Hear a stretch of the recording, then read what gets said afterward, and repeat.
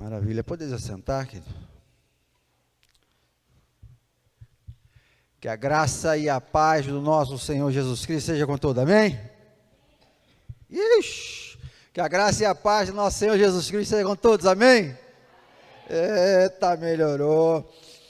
Maravilha, querido. Abra sua Bíblia aí no Evangelho de Lucas, por favor, no capítulo 8.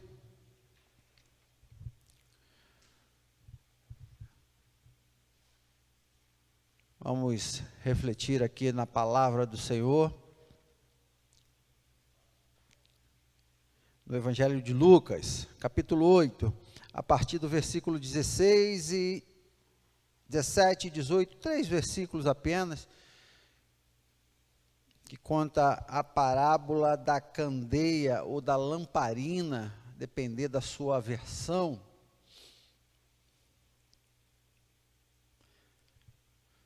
Vamos lá? Diz assim: ninguém acendendo uma candeia a cobre com algum vaso, ou a põe debaixo da cama, mas põe-na no velador, para que os que entrem vejam a luz. Porque não há coisa oculta que não haja que manifeste, nem escondida que não haja de saber-se, havia a luz.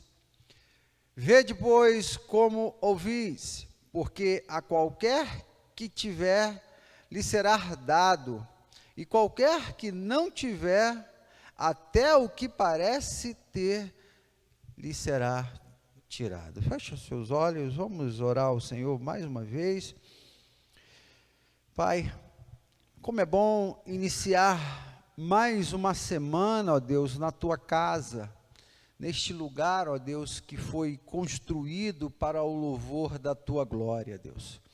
Obrigado, ó Deus, pelos cânticos que nós já entoamos aqui e que por meio deles, ó Deus, nós tivemos a oportunidade de exaltar o Teu nome, de dizer o quanto nós te amamos e quanto nós sentimos, ó Deus, amados por Ti.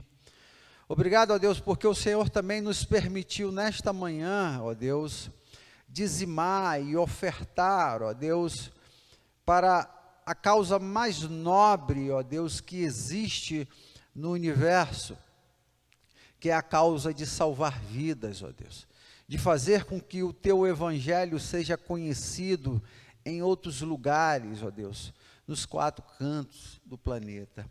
Pai, obrigado, ó Deus, pela oportunidade que o Senhor nos concede de poder nos debruçar na Tua palavra, ler, ó Deus, os ensinamentos que Cristo nos deu, ó Deus, há tantos anos atrás, e que eles ainda continuam vivos, ó Deus, como o jornal que saiu nesta manhã, ó Deus, atual, ó Deus, pronto, ó Deus, para nos orientar, nos dar direcionamento às nossas vidas, ó Deus. Abençoa, ó Deus, cada um que está aqui no templo, abençoa, ó Deus, aqueles que estão em casa, ouvindo, ó Deus, prestando um culto, ó Pai, por meio, ó Deus, de um aplicativo, de um smartphone, da televisão, não importa, Deus, mas que, assim como os que estão aqui, ó Deus, sejam com o mesmo desejo, ouvir a Tua voz e Te adorar, Deus. Receba, Deus, a nossa adoração, Pai. Pedimos que o Senhor fale conosco por meio da Tua palavra. Nós Te pedimos, e certos de que isso vai acontecer, nós também já Te agradecemos no nome de Jesus. Amém e amém.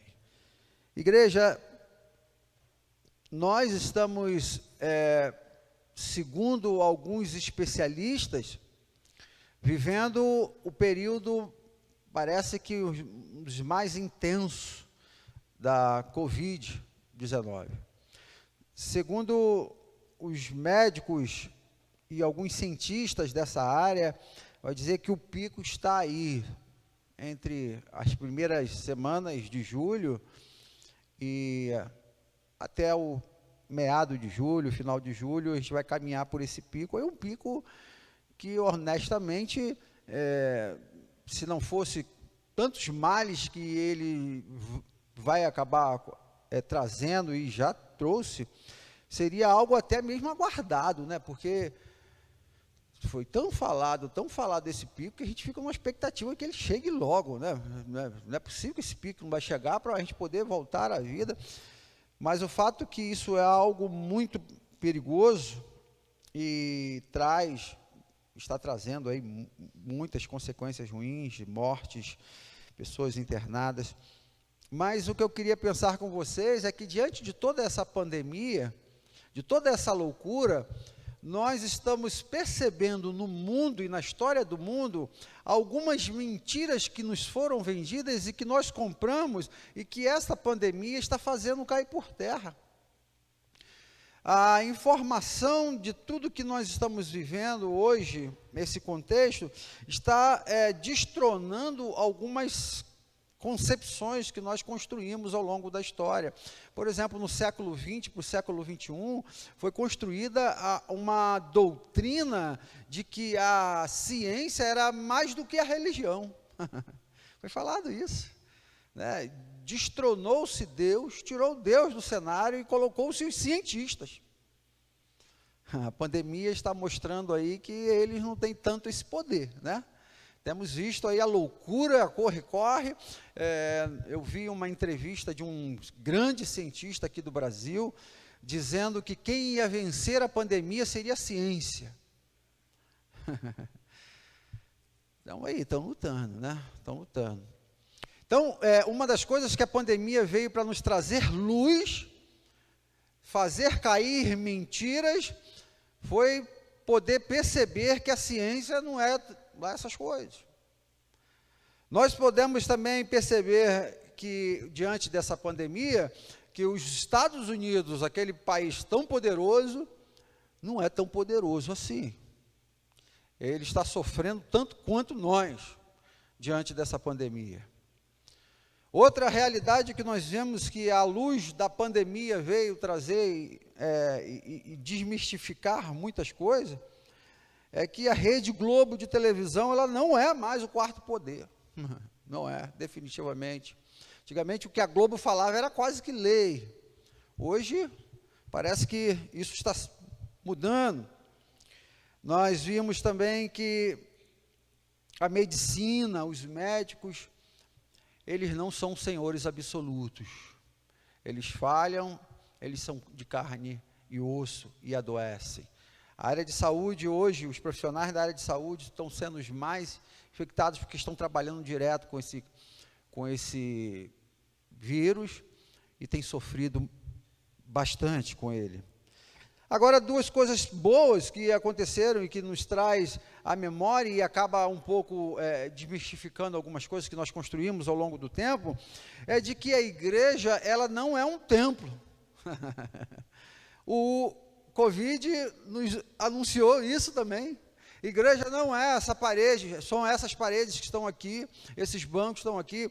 A igreja do Senhor Jesus Cristo, nós estamos vivendo um tempo, embora a comunhão está prejudicada, mas não só a comunhão, o afastamento social prejudicou muitas áreas da nossa vida, mas nós conseguimos pensar uma igreja sem ser dentro do templo. Coisas que há alguns meses atrás isso era inconcebível. Não, eu preciso ir para a igreja, eu preciso estar na igreja, eu preciso estar lá no templo. E hoje centenas e milhares de pessoas cultuam a Deus fora do templo. É uma questão, de certo ponto, positiva, porque lá no início da igreja não existia tantos templos. Na verdade, só existia algumas sinagogas, e não se tinha tanta dependência de estar no templo. Uma outra questão, e essa é a última que eu quero citar aqui, de positivo que a gente pode perceber diante dessa pandemia, é a beleza do lar. A beleza do lar para aqueles que têm um lar que é construído sobre a rocha. A casa, o lar, voltou a ser um lugar de segurança. Há uma máxima aí, um slogan: fique em casa, porque lá você vai estar seguro, né? nós perdemos um pouco essa noção de segurança da casa. As ideologias querendo acabar com as famílias, trouxe de uma certa forma uma noção pejorativa da casa, da família, de estar em casa.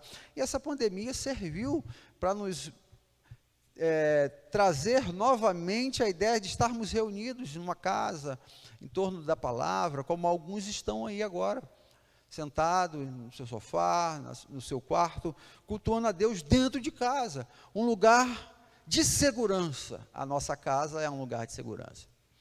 Queria pensar com vocês nessa manhã, com algumas coisas que são importantes, que servem para trazer luz, trazer clareza e tirar tanta mentira, tanta maldade, tanta construção que fizeram ao longo dos séculos para nos fazer não perceber a realidade ou ficarmos envolvidos por uma escuridão e não percebermos Deus, não percebermos as coisas de Deus, as coisas boas para a nossa casa. Jesus traz aqui essa parábola da candeia ou da lamparina para nos mostrar a importância da luz, para nos ensinar que nós não podemos andar em trevas, que a escuridão ela deve sumir da vida daqueles que servem a Deus. Jesus, lembrando você, ele está aqui dentro de um contexto falando para algumas mulheres. Lucas 8 vai iniciar falando sobre isso, e nesse contexto Jesus já não estava vivendo os melhores dos seus dias em Jerusalém, porque aqui ele já começou a receber algumas oposições da sua época. Fariseus e os escribas aqui já começavam a não querer ouvi-lo, ou se parasse para ouvi-lo, seria para descobrir algum ponto fraco para criticá-lo, para tentar prendê-lo. Então Jesus está vivendo isso aqui, agora, nesse momento aqui. Então ele está com algumas mulheres e traz, primeiro momento aqui de Lucas 8, ele fala sobre a parábola do semeador, e logo depois ele entra na parábola da candeia. O contexto é o mesmo. Jesus ensinando para aquelas mulheres a importância da palavra, a importância da verdade, a importância da palavra de Deus. Ele fala primeiro sobre a semente, nós estudamos isso aqui há pouco tempo, você conhece perfeitamente a parábola do semeador, e agora com a ênfase bem parecida, ele fala sobre a candeia, com um outro simbolismo da luz. Primeiro ele falou da semente, agora ele vai falar da luz. O fato é, meus irmãos, que nós precisamos estar atentos para aquilo que Jesus está nos ensinando nessa manhã, por conta de tantas mentiras do tempo que nós vivemos. Citei aqui algumas coisas que estão aparecendo com a pandemia, mas se nós voltarmos para a palavra de Deus, nós vamos ver tantas outras coisas que estão encobertas, que são vendidas como verdade, e nós estamos as comprando. Vamos pensar aqui sobre essa candeia, sobre essa lamparina, esse instrumento que vai trazer luz e vai dissipar as trevas. É o que nós precisamos, igreja. Nós vivemos num período de muitas trevas, de muita dúvida, de muitas incertezas. Comprar, vender, negociar, estudar, planejar hoje, tudo é muito difícil, tamanha essa densas trevas que nós estamos vivendo hoje. Alguém me perguntou essa semana, aliás, eu estava conversando com uma pessoa essa semana, e ela me perguntou como é que estava a igreja, como é que estavam os planejamentos para o segundo semestre da igreja. Hoje está muito difícil você dar um passo maior do que um mês. Um planejamento de 2, 3 meses. Por exemplo, eu vou te dar aqui um exemplo clássico. Na virada do primeiro para o segundo semestre, há uma movimentação na igreja no sentido de pensar, já começar a pensar, por exemplo, na cantata de Natal. Isso é só um exemplo pequeno, né? Alguém aqui poderia me confirmar assim, com toda convicção, certeza, de que nós teremos aqui uma cantata de Natal, dos moldes que tivemos nos outros anos? Não, nós teremos. Somente pela fé, cara.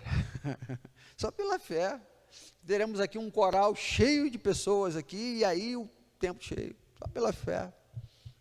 Então, são eventos que nós temos que fazer, ou coisas que nós devemos tomar decisão antecipadamente, planejamentos, que hoje está muito difícil de tomar, devido a essa dúvida, essa incerteza do dia de amanhã. O que nós precisamos, queridos, é de luz. Nós precisamos da revelação da verdade. Senhor, o que nós podemos fazer? Eu estou citando aqui um recorte de cantata de Natal, mas tantas outras coisas que nós não sabemos hoje. Perdemos a convicção de tantas coisas hoje. Primeira coisa que eu queria pensar com vocês, Jesus traz 3 ditos aqui. O primeiro está no versículo 16, que diz: ninguém acende uma candeia, esconde num jarro, ou coloca debaixo de uma cama. Pelo contrário, coloca num lugar apropriado, de modo que os que entram possam ver a luz. Os fariseus e os escribas, Jesus está combatendo esse tipo de gente, esse povo, com uma informação de que a luz iria chegar, e essa luz era ele, para clarear toda aquela confusão que existia naquela época. Os fariseus e os seduceus, os escribas, os sacerdotes, estavam encobrindo a verdade revelada de Deus por meio dos seus dogmas, por meio das suas mentiras. E Jesus falou assim: olha, não tente fazer isso. Não tente esconder a luz e a verdade. Igreja, isso aqui é tão óbvio e tão basilar, tão importante, porque há um direcionamento sempre na história da luz tentar apagar, ou melhor, as trevas tentar apagar as luzes. Há um desejo do mal nos fazer viver confusos, sem saber o direcionamento que nós devemos tomar. Aqui, Jesus está trazendo um direcionamento para a palavra de Deus. Ele falou da semente, agora está falando da candeia. Nós precisamos nos debruçar na palavra de Deus para buscar orientação para a nossa vida, para a nossa história. Igreja, isso parece ser tão óbvio, mas infelizmente há um combate tão grande para que você não tenha acesso a palavra de Deus, mesmo você tendo tantos exemplares na sua casa. Se a gente pudesse fazer uma pesquisa agora aí no chat, ou até mesmo aqui presencialmente, quantos que leram a Bíblia de segunda a domingo nessa semana? Todos que leram a Bíblia todos os dias procurando luz para tomar as suas decisões, para buscar esclarecimento na sua vida. Embora nós estejamos num ambiente religioso, onde todos, a princípio, deveriam fazer isso, é bem capaz de sermos surpreendidos pela estatística tão baixa. Nós precisamos ter esta palavra, esta luz, nos servindo dentro do seu propósito. Jesus fala assim: ninguém pega uma luz e esconde, bota debaixo de uma cama, ou debaixo de um móvel. Ninguém faz isso, é loucura. Ninguém pode pegar a palavra de Deus e deixá-la fechada em casa. É loucura não buscar em Deus a revelação dele para as nossas vidas. A palavra de Deus nos diz no Salmo 119, verso 5, lâmpada para os meus pés é a tua palavra e luz para os meus caminhos. Vocês sabem que a primeira grande ação de Deus, lá em Gênesis, quando ele olha a terra sem forma e vazia, ele fala assim, haja luz. Primeira coisa. Tem algo aí desconforme, tem algo aí esquisito, tem algo que não está funcionando. A primeira coisa que a gente precisa, tenha luz. Que tenha a revelação de Deus. Mas esse texto a gente pode aplicar de uma forma muito clara e muito tranquila, não somente na Bíblia, a palavra de Deus, mas em nós, os crentes de Jesus Cristo. Assim como a Bíblia ela tem esse poder de revelar a verdade, esse poder de revelar a verdade, uma vez que você recebe e lê, esse poder está em você. Esse poder de trazer luz que a Bíblia tem, passa para nós. Agora, de posse da verdade, eu sou esse instrumento de luz.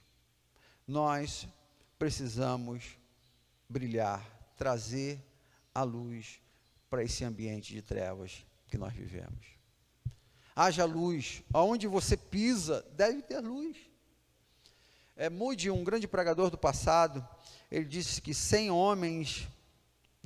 homens, um lerá a Bíblia e 99 lerão o cristão. As pessoas querem olhar para nós e ter a solução para essa crise que o mundo passa de escuridão. O cristão, ele precisa revelar a luz. Romanos 8:19 diz que o mundo, a ardente expectativa da criação, aguarda a revelação dos filhos de Deus. O mundo, ele está nessa expectativa de que os filhos de Deus revelem a luz para ele, e agora mais do que nunca. As pessoas querem respostas, e a resposta está na Bíblia e em nós. E não faz nenhum sentido Jesus fazer tudo o que ele fez e deixarmos e transmitirmos a palavra dele, aquilo que foi feito lá atrás, o homem colocar num pergaminho, hoje num papel, e isso ficar escondido. Não faz nenhum sentido. Nós precisamos brilhar. Jesus diz em Mateus 5:14, vós sois a luz do mundo, assim brilhe também a vossa luz diante dos homens, para que veja as vossas boas obras e glorifique ao Pai que está nos céus. Como é que nós podemos brilhar, igreja? Nós podemos brilhar de diversas formas. Havia no passado um homem que ele tinha o desejo muito grande de ser um grande pregador. Mas por falta de instrução, ele não tinha as habilidades que se pediam na época, que era, por exemplo, entrar para um seminário. Ele não sabia ler. Então ele, diante de Deus, ele falou assim, Deus, como eu posso pregar a palavra? Ele tinha uma habilidade, ele sabia fazer sapatos. Ele era um sapateiro. Então ele começou a confeccionar, costurar sapatos para um seminarista que tinha lá no seu bairro. E ele conversou com aquele seminarista e falou assim, olha, os seus sapatos, que você vai sair por aí para pregar o evangelho, eu faço questão de produzi-los. Porque assim, quando você estiver no púlpito pregando o evangelho, eu estarei com você nos meus sapatos. São os nossos dons e os nossos talentos que nós dedicamos à igreja. Nós, por exemplo, numa igreja como essa, agora, por exemplo, você que está em casa, está só me vendo aqui, só o pastor Lúcio Flávio, e pode pensar que eu sou a pessoa mais importante da igreja. Nada. Se alguém que está sentado ali atrás, mexendo no computador, der um clique lá num botão, sei lá, por exemplo, delete, ou desligar a máquina, pronto, eu sumo. Sim. Ou então tirar o fio da tomada. Ou então lá em cima na mesa de som, apertar um botão, aqui some o microfone. Isso é só para ilustrar o quanto nós somos um corpo e todos nós estamos pregando a palavra. Todos nós temos a importância e o trabalho de levar a luz. Não somente aquele que segura o microfone ou que prega no púlpito.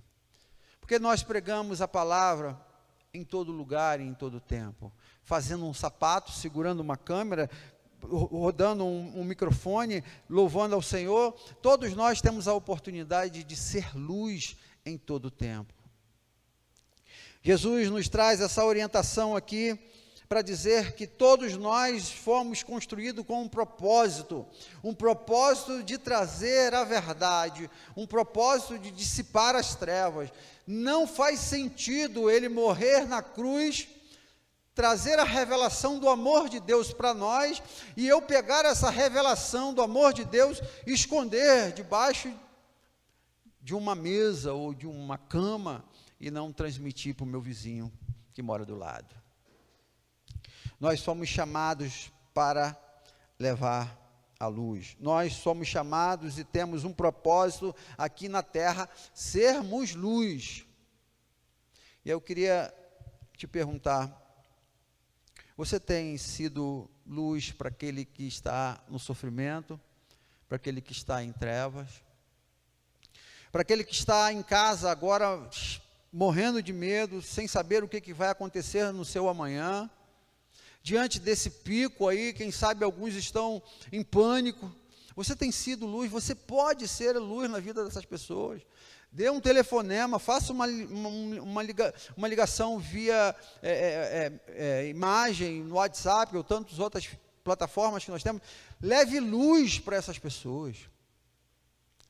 Jesus não acendeu a luz que há em você para essa luz ficar escondida. Segunda coisa que esse texto nos mostra, versículo 17, porque não há nada oculto que não venha a ser revelado, e nada escondido que não venha a ser conhecido e trazido à luz. Aqui, um outro dito de Jesus está mostrando que não existe segredos para Deus. As coisas elas serão reveladas mais cedo ou mais tarde. Dentro de um âmbito espiritual, completamente, todas as coisas serão completamente reveladas diante de Deus. A gente, de posse dessa informação, e com a certeza de que isso um dia vai acontecer, quantos pensamentos maldosos você tiraria da sua cabeça automaticamente, ao saber que eles serão revelados diante de Deus, porque existe um livro em que todas as nossas atitudes e comportamentos recebem lá, alguém está lá escrevendo o que você está fazendo. No livro de Apocalipse, lá no finalzinho, vai dizer que no final, no grande dia, nós estaremos diante desse tribunal e os livros serão abertos. Aquilo que você fez e que ninguém sabe, ali será revelado. Diante dessa convicção de que não existe segredo, nós deveríamos ter um comportamento que Jesus vai falar no outro evangelho, de que aquilo que você fala no recanto da sua casa, no seu quarto, você deve falar em cima dos telhados. Não deve existir segredos. Não devemos tentar encobrir algumas coisas, ou então fazer algumas coisas pensando que aquilo não virá à tona um dia. A gente tem acompanhado na televisão aí eu não sei nem se a operação é a Lava Jato, tanta essas coisas aí, né? Mas parece que pegaram mais um grande peixão aí, né? Eu não gosto de ficar falando política aqui, então não vou citar o nome do camarada, mas estão tentando pegar um grande peixe aí com o codinome Vizinho. Né? Vocês devem saber quem está acompanhando e sabe. A empreiteira lá estava pagando uma propina, se eu não me engano, 23 milhões, para um tal de Vizinho. Então, o vizinho, eu não sei quem é, eles lá sabem. Uma hora as coisas vêm à tona. Uma hora alguém descobre, uma hora uma câmera pega, uma hora alguma coisa é revelada. Isso no meio dos homens, imagina diante de Deus. Igreja, buscarmos a santidade em todo o nosso tempo, em pensamento, em fala, deve ser a nossa prioridade, porque nós estamos diante de Deus, e Deus sabe todas as coisas. Eu estava lembrando ontem, enquanto meditava nesse texto, uma deputada que votou no impeachment da Dilma, ela deu meio que uma crise de histeria lá, fora Dilma, corrupta, tal, alguma coisa assim desse tipo. E no outro dia pegaram o marido dela numa operação aí de um monte de rolo e foi preso. Imagina a vergonha, tu dentro de uma cadeia nacional falando, fora você que é corrupto, e o marido preso no outro dia, corrupção. Esses recortes que eu estou trazendo aqui da política, né, e das investigações, isso tudo vai acontecer em Apocalipse 21. Aquelas corrupções, aqueles segredos, aquelas mentiras que nós empurramos para debaixo do tapete, Deus vai falar, eu estava lá vendo. Um namoradinho, uma certa vez, chamou a namorada para um canto e falou assim, não, mas vamos para ali, porque ali está mais escuro e ninguém vai ver, ali é tranquilo, dá para a gente namorar, que namoro mais. Lá ninguém vai ver a gente, só Deus vê a gente lá. E ela falou, é esse que eu tenho medo. É esse que eu sei que vai ver e é por isso que eu não vou. Ter esse comportamento ter essa certeza de que a luz, ela revela, a luz, ela mostra. Igreja, quando nós começamos a andar com pessoas que não têm tanta luz, ou não têm luz, elas vão olhar em nós e vão perceber nelas o que está errado nelas. Há um tempo atrás, na minha faculdade de psicologia, tinha um grupo lá, segundo a minha faixa etária, que eu caminhava mais com eles para fazer trabalho, aquela coisa de faculdade, né, de estudo, grupo de estudo. Só que tinha uma determinada pessoa lá que xingava demais, coisa comum aí fora, né? Tem pessoas que xingam muito. Com o tempo, ela xingava e fumava muito. Com o tempo, incrível que possa parecer, ela foi parando de xingar palavrão. Ela notava que aquilo, de certa forma, me incomodava, e tinha mais uma outra pessoa evangélica no grupo. E lá pelas tantas, lá para o 2º, 3º ano, nós comentamos, fulano, você lembra como você xingava tanto? A luz, ela vai revelando a escuridão, e essa escuridão, ela vai saindo. Por isso a importância da gente estar presente no meio desse povo. Igreja, o terceiro e último dito que Jesus traz aqui, é um que, a princípio, pode até parecer um pouco estranho. Versículo 18 diz, portanto, considere atentamente como vocês estão ouvindo, quem tiver, mais lhe será dado, de quem não tiver, até o que pensa que tem, lhe será tirado. Vamos pensar aqui de uma forma bem simples.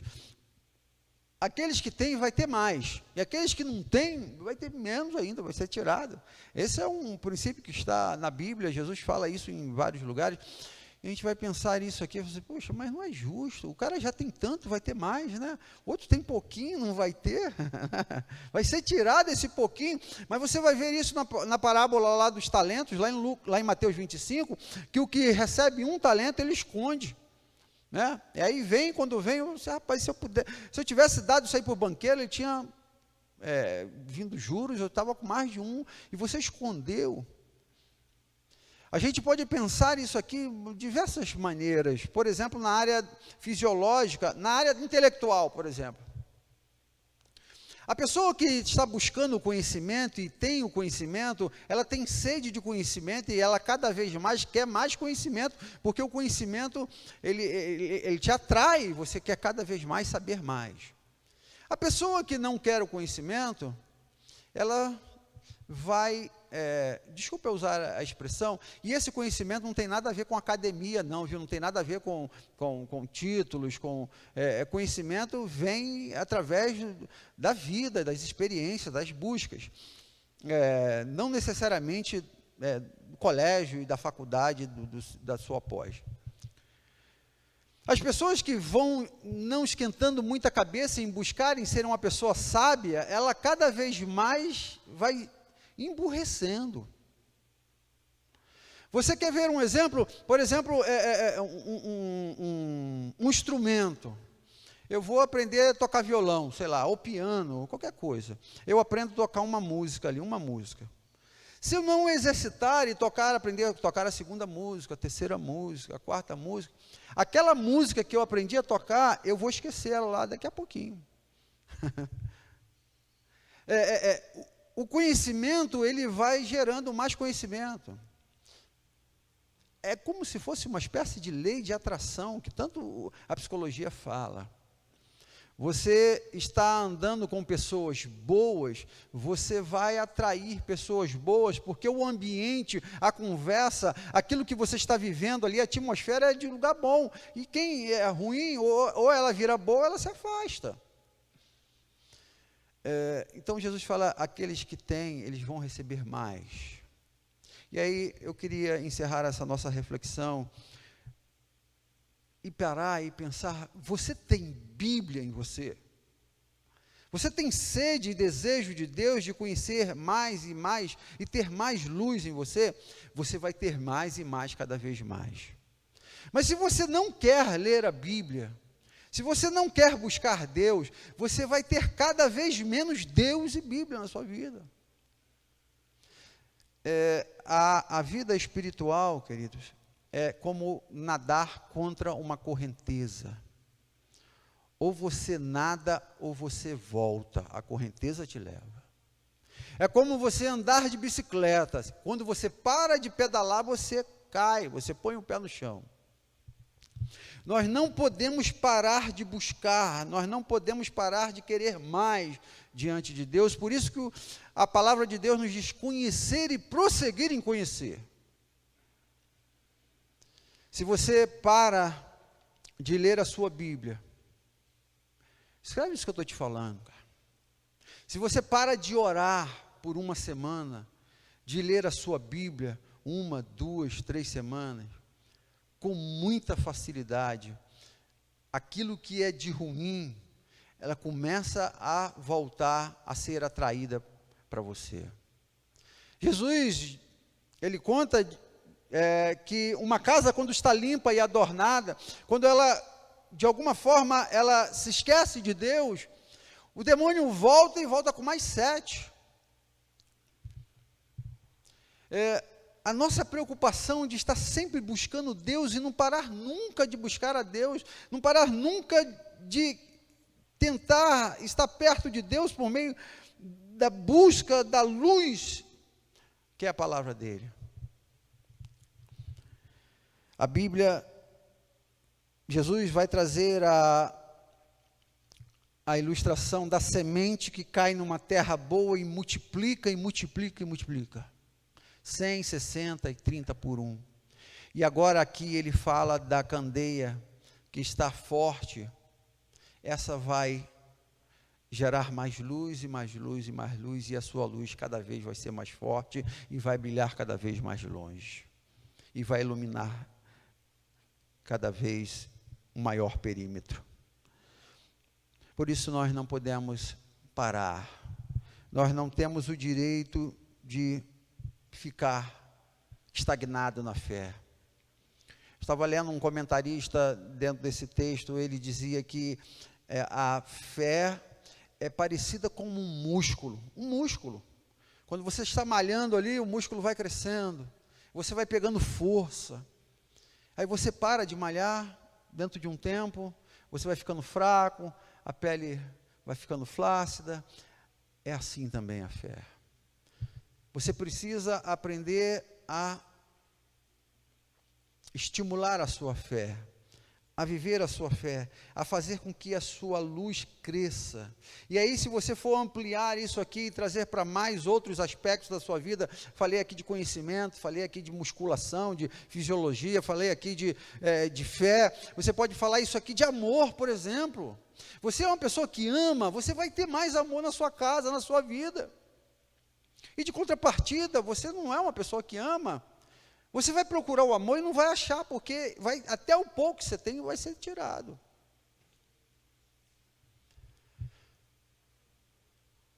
E a bênção? Às vezes a gente fica vendo assim, mas por que eu não estou dando sorte na vida? Por que as coisas estão acontecendo tão ruim? As bênçãos não estão te seguindo, porque você não é uma pessoa abençoada. Você tem que ser uma pessoa abençoada, uma pessoa de luz, e a bênção e a misericórdia do Senhor, e a bondade do Senhor, nos seguirão todos os dias da nossa vida, porque é assim, é como a lei da atração, eu sou uma abençoada, eu vou atrair bênção. Aleluia. Aqueles que têm, vão receber mais ainda. Por isso, a importância, queridos, de você ser luz. João capítulo 1, versículo 16 diz: e todos nós recebemos também da sua plenitude, graça sobre graça. Salmo capítulo 42, verso 7 diz que um abismo chama outro abismo. Assim como a escassez chama a escassez, a bênção chama a bênção, o amor chama o amor, a fé chama a fé, a luz chama a luz. E aquele que tem, receberá mais ainda. Igreja do Senhor Jesus Cristo, o mundo carece da nossa luz. O mundo precisa de respostas. E essa resposta tem que estar em nós, por meio desta luz. Que haja luz na nossa vida, que vai fazer distinção, separação entre a luz e as trevas. Que haja luz de conhecimento na sua vida para tomar as decisões certas. Que haja luz na sua casa, na sua família, te cobrindo de bênçãos, de bondade, de misericórdias que vão te seguir todos os dias da sua vida. Que haja luz no seu casamento. Que haja amor entre você e os seus filhos. Amor, mais amor e acréscimo de amor a cada dia e a cada manhã. Feche os seus olhos, vamos orar ao Senhor. Pai, quantas verdades aqui, ó Deus, e algumas até têm servido de mistério para algumas pessoas, ó Deus. Não entendimento, ó Deus. Saber, ó Deus, que o Senhor vai nos dar, ó Deus, vai acrescentar mais aquilo que nós temos hoje, ó Deus. Por isso, ó Deus, nós clamamos pelo poder que há no nome de Jesus, que o Senhor venha, ó Deus, a fazer com que a nossa luz, o conhecimento que nós temos no Senhor, venha a crescer a cada dia mais, ó Deus. Que essa luz que está em nós, ó Deus, ela venha, ó Deus, alcançar a lugares cada vez mais longe, ó Deus. Abençoa-nos, ó Deus, a manter o nosso candeeiro, ó Deus, num lugar onde todos possam ver, ó Deus, causando testemunho para o meu vizinho do lado, ó Deus, mostrando, ó Deus, para aquele meu colega de trabalho, que serve comigo, ó Deus, na sala do lado, que tem luz na minha mesa, que tem verdade, ó Deus, na minha vida. Deus, ajuda-nos, ó Deus, a viver a cada dia mais, trazendo e fazendo a diferença para este mundo que jaz no maligno e que segue em trevas. Pedimos para a tua igreja, pedimos para as nossas vidas, em nome de Jesus.